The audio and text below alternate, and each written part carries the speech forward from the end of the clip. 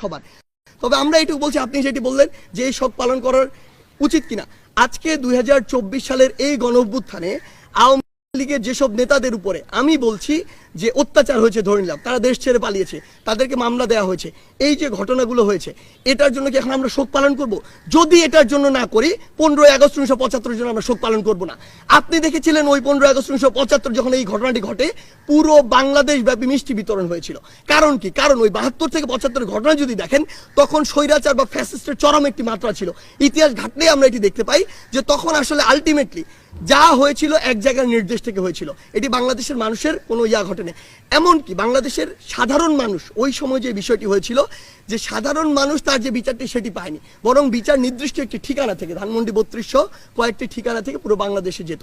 So ওই সময় সামগ্রিক একটি বিপ্লবের ফল ওটি ছিল। আসলে আপনি যাদেরকে আজকে দোষ দিয়ে ফাঁসিতে ঝুলাচ্ছেন, দেশের বাইরে পাচার করছেন, তাদের সাথে